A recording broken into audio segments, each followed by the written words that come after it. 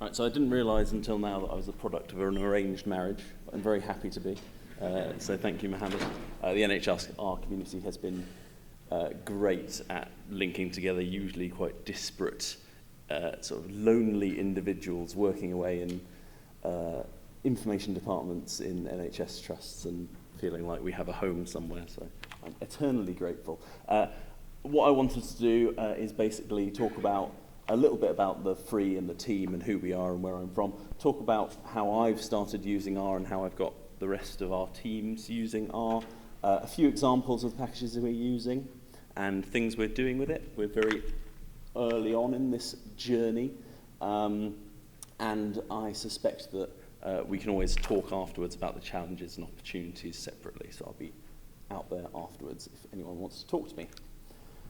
Royal Free is part of the NHS. It's one of the largest trusts in the UK, predominantly providing secondary care. So when people get ill, really ill, they come to our hospitals.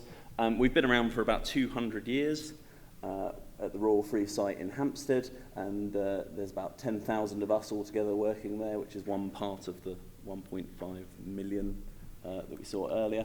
Here's a really bad bit of data visualization, which will show you that we're somewhere around here, and the Royal Free is up in Hampstead.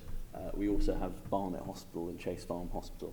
And I put that, I did not personally deliver not even one of the 8,000 babies, but, people love babies, so that's the number from last year. I suspect rounded. We're being exact. In terms of the team I work in, so every NHS trust is different in terms of how many people, what they do, and how they work with their data.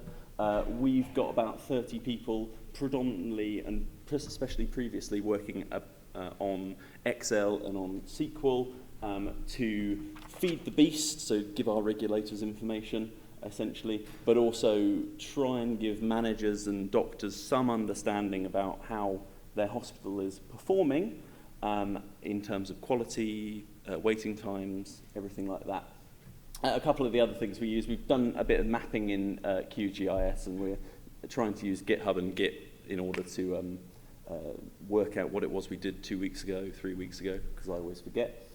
But we've started using R, and we've been using R and those other tools to curate and manage our data. So we've got about over 50 or 60 different systems that our data comes from.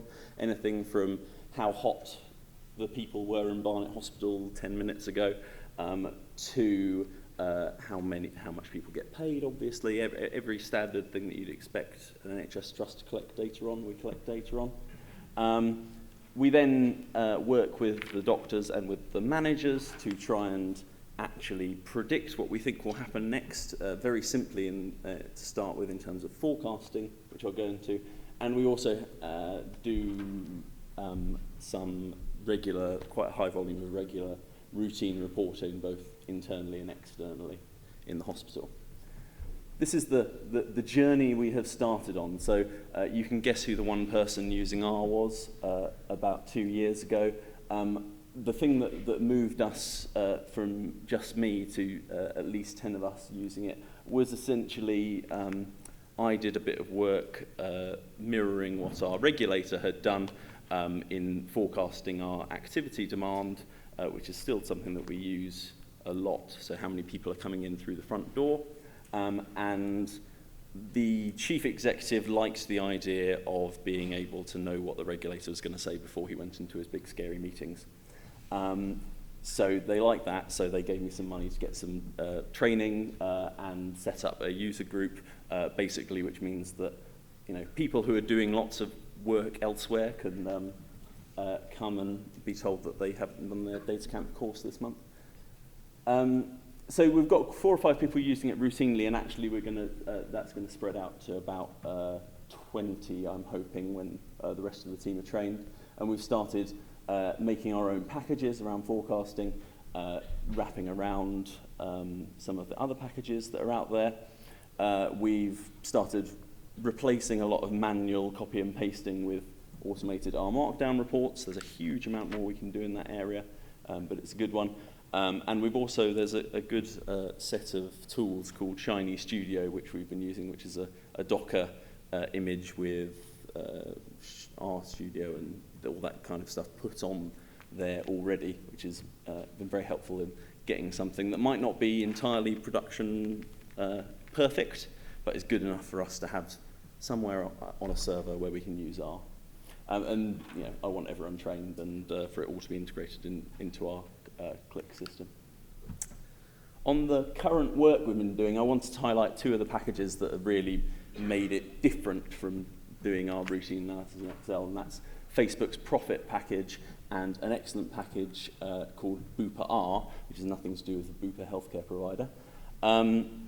We've also been using it for very simple mathematical modelling, similar actually to the first session in terms of its complexity, but that really helps our managers understand the process of flow, so patients, how long they stay, when they come in, when they leave our hospital, you know, relatively few number of variables, and you can actually quite simply talk to people about how that works mathematically using R. So in terms of what we've been using Profit for, I'd go away and have a look at it for those that don't understand it, but we used it to forecast demand into the future for each of our outpatient appointments to start with. So essentially this means that we can now have a reasonably good idea with our service managers how many holidays they need to try and get the consultants not to go on in the summer so that they can come and do outpatient clinics. And this is put into our ClickView application at the moment, but the idea is that this can be regularly updated and people don't have to guess when they're trying to do their planning, which is what they do at the moment. The Bupa package, I've just put some of the vignettes up, so Bupa R, but it's essentially about process analysis, and this is one little bit of what that amazing tool does. But essentially it allows us to take event level data, so data on a patient coming in, moving to a different department, maybe getting an operation and then leaving, and put it out into nice graphs. One of the doctors I was working with said it felt like they were hovering over the hospital and seeing all of the patients and where they were moving, and that made it a lot easier to work out how to improve the different parts of the care into the future. So this is an example of, probably won't be able to read it, but how many patients move in, get registered at an emergency department, and then which of them get MRI scans and blood tests, what the proportions were, and how long they waited at each stage. And finally, that last bit that I was talking about, the modelling. We did some very simple modelling of how many beds were needed in one of our departments, our emergency assessment department, and we could very quickly obviously run lots of different simulations on if this number of people came in and they stayed this long, this is how many beds we think you would need. And even the simple thing like using ggplot to make histograms and make density plots made my life a lot easier. And at the bottom here is one final one I wanted to put up, which was about, it's called the fizzy drinks chart. And again, something that anyone, you could see that this would be quite easy to make in ggplot. And this chart in particular shows for all of our different areas of service how long patients are waiting for particular treatment, so depending on the service. And what I liked about this, so each dot is a patient, and then the y-axis is how long that patient has waited. What I liked about this is I overheard someone in the corridor the other day saying, my service is a bit too fizzy this week. And I thought, I went and asked them, and it was related to this, not, they had some serious illness. It's been very helpful in maybe doing some slightly different visualization that can get people a bit more engaged with the data. So that was it.